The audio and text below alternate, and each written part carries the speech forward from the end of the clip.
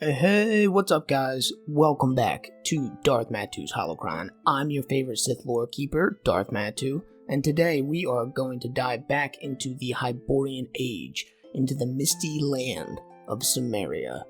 Seemed a good place to start our journey through the individual nations of Robert E. Howard's work in the homeland of titular Conan.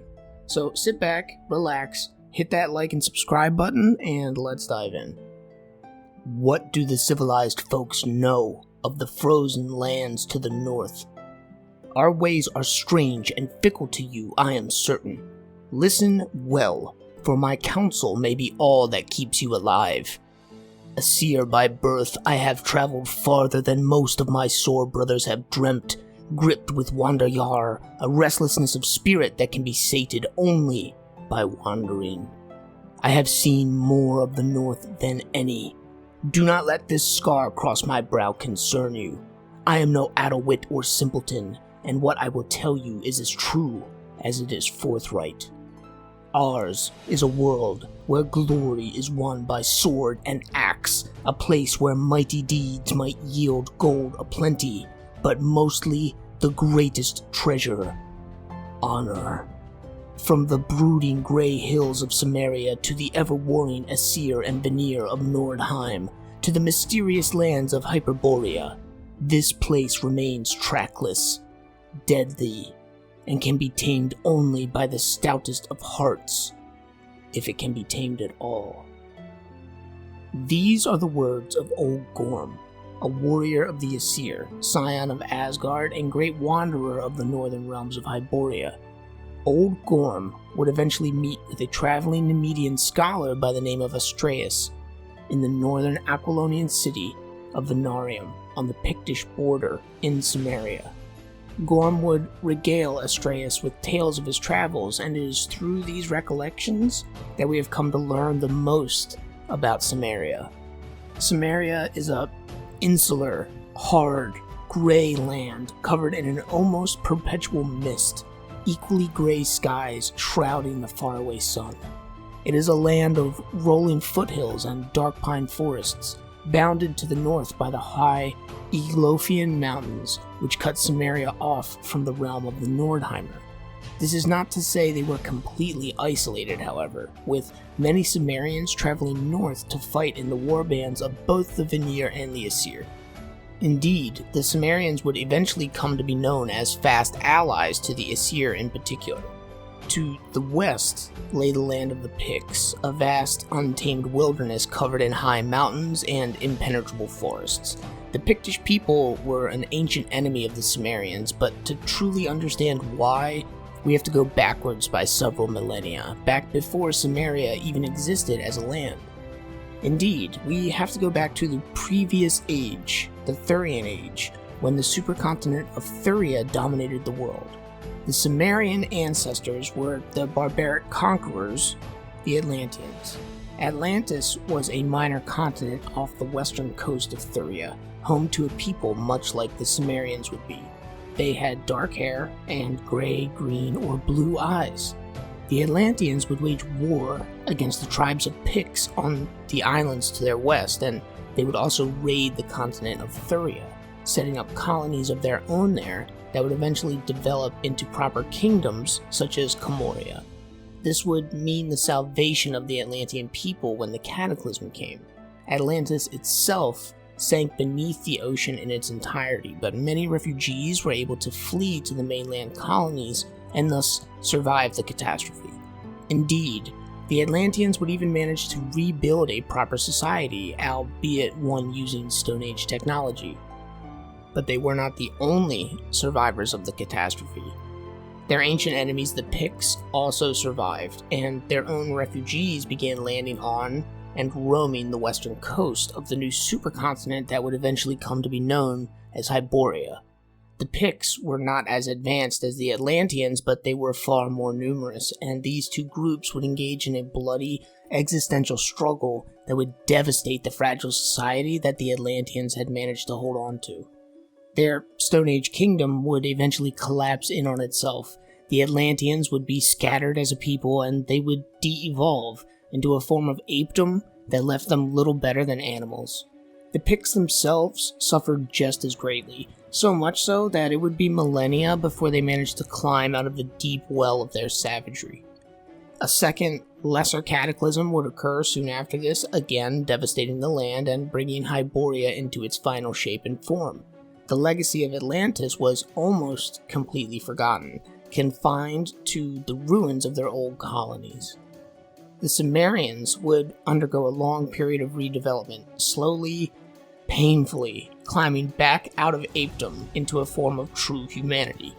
They retained the dark hair and dusky eyes of their ancestors, but they set up a new society, one which revolved around a tribal system of clans that traced their lineage back to the old homeland of Atlantis, a legacy preserved by the Cimmerians in ancient, half-remembered myths and tales.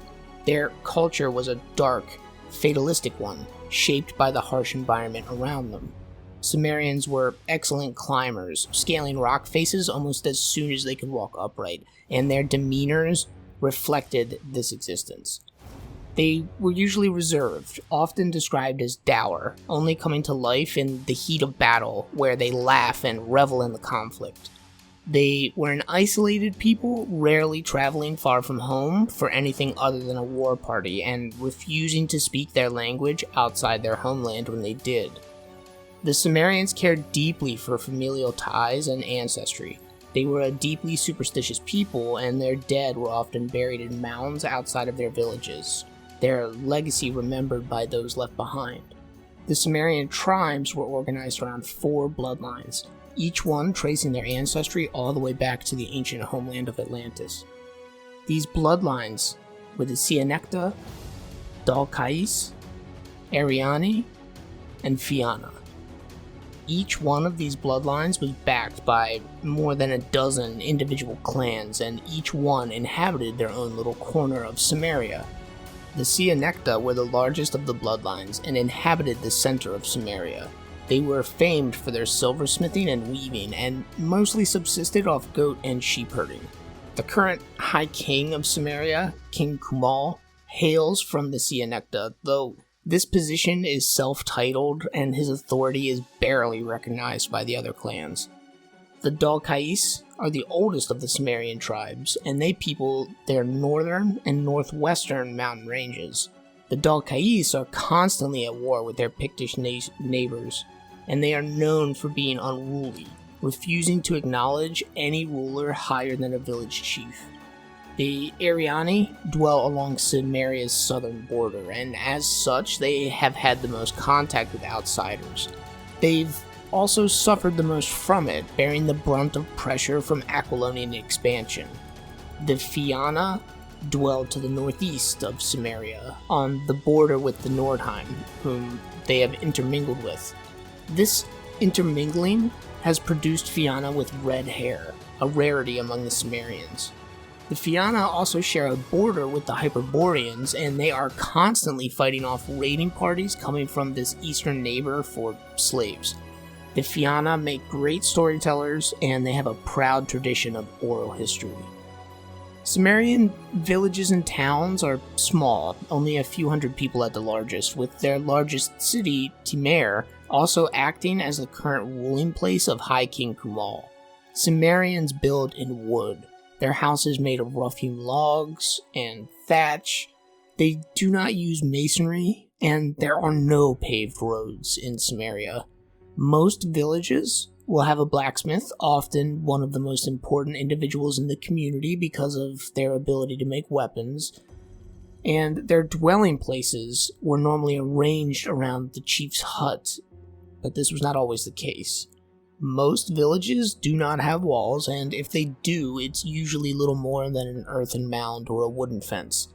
There was one major proper city in Cimmeria, the Aquilonian colony of Venarium. This city was built in the Aquilonian style and was wildly out of place among the misty hills of the north. The Cimmerians, however, do not take kindly to outsiders, and the mistreatment of the native Cimmerians caused the country to unify to oust this threat. They came in the night, storming the walls and razing Venarium to the ground. The Aquilonians would give up their northern ambitions after that. Indeed, this is a pattern often repeated in Cimmerian history. Invaders will ride into their hills and find nothing but blood and death. This would hold true against the Picts, the Aquilonians, and even the later Hyrcanians during their conquest of the western lands. The Cimmerians would not be defeated until a period of glaciation at the end of the Hyborian Age forced the Nordheimer south out of their own homeland. This displacement would force the Cimmerians southeast, where they would eventually settle along the shores of the Viliette Sea, carving out a pastoral land for themselves from the people of Turan and Shem. The Cimmerians would eventually develop into the Armenian people, spreading out around the newly created Caspian after the cataclysm that ended the Hyborian Age for good. The Cimmerians are a people with an ancient legacy, one that goes far back into the mists of time. They were a proud, fierce nation with a pragmatic view of life that can best be summarized by one of the most famous quotes from Howard's works. "I have known many gods. He who denies them is as blind as he who trusts them too deeply. I seek not beyond death. It may be the blackness averred by the Nemedian skeptics, or Crom's realm of ice and cloud, or the snowy plains and vaulted halls of the Nordheimer's Valhalla. I know not, nor do I care. Let me live deep while I live. Let me know the rich juices of red meat and stinging wine on my palate, the hot embrace of white arms, the mad exaltation of battle when the blue blades flame and crimson, and I am content. Let teachers and philosophers brood over questions of reality and illusion. I know this. If life is illusion, then I am no less an illusion, and being thus, the illusion is real to me. I live, I burn with life, I love, I slay, and I am content." This excerpt comes from Queen of the Black Coast, and it perfectly encapsulates the native Cimmerian fatalism. They are pragmatic to an extreme, with even their own chief god reflecting this. The Cimmerians did have multiple gods, but very little is known about them, as the Cimmerians didn't have much use for them. They believed the chief god was Crom, who ruled from the Mount of Crom, which was the highest peak in all of Cimmeria. Crom was a harsh, unforgiving god, as harsh and unforgiving as the country he sprang from. It was the Cimmerian belief that Crom intervened in human life only one time, to give a human their courage at birth, enabling them to face the tribulations of life. After that, it was up to each person to use what Crom gave them, and upon death, an individual would find themselves before Crom for judgment. If they wasted their courage, they would be cast out to wander forever through the mist and rain-filled afterlife, a ghost, cursed to endlessly wander. However, if one was found worthy, they would be allowed to join Crom in his Hall of Valhalla, endlessly feasting and celebrating the feats of their life. There were several areas of note in Cimmeria, places of legend or myth. The Cavern of Death was a cave in the foothills above a Cimmerian village, which was rumored to be inhabited by a foul creature, a twisted abomination that was a fusion of boar and man, known as Tyrwitch.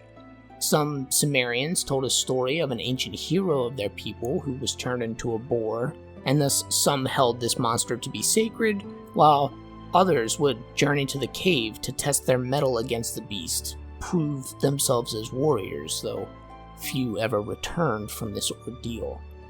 Cimmerians would also whisper tales of the Witch Oak, an enormous tree in a hidden glade, towering above the forest around it. They say that it was struck by lightning, which carved out a space inside the trunk inside which a witch dwells. Some say the witch is an old crone, twisted and malignant. Others that she is beautiful beyond words, offering soothsaying to those that seek it. Some who seek the oak find it apparently deserted, while others find it well furnished and lived in. Some who seek the oak never find it at all, and people whisper about the true nature of its inhabitant. Is she a lone witch? Some sorcerer whose life was extended by foul magic? Is it multiple individuals? A title passed down from one to another along with the oak? Is the witch even human at all, or some denizen of a nameless realm far beyond our own? The Cimmerians are a very superstitious people, and any or all of these possibilities are true to them, depending on who you ask. The final site of note that I will mention in this video is Fort Venarium, which I mentioned a bit before this. Fort Venarium was built on the border between Cimmeria and the Bosnian Marches. There was a time of peace and trade there, but this came to an end during the reign of King Valeris, who ordered his people to expand their control of the area, establishing a garrison and forcing out the local Cimmerians at the point of a sword. This act enraged the entire country, and though the tribes of Cimmeria would often fight one another, they came together to oust this threat. The Cimmerians would descend upon the fort in a united horde, burning it to the ground in a single night and killing everyone within. This act would prevent the Aquilonians from expanding into Cimmeria ever again, even after the former nation would rise to the greatest heights of its empire. Cimmeria as a nation is as iconic as the titular Conan, a fitting birthplace for the barbarian who would come to tread the jeweled kingdoms of the world beneath his sandaled feet. I am going to leave you guys with a short poem titled Cimmeria that was written by Howard. It was gloomy land that seemed to hold all winds and clouds and dreams that shunned the sun, with bare boughs rattling in the lonesome winds, and the dark woodlands brooding over all, not even lightened by the rare dim sun, which made squat shadows out of men. They called it Cimmeria, land of darkness and deep night. It was so long ago and far away, I have forgotten the very name men called me.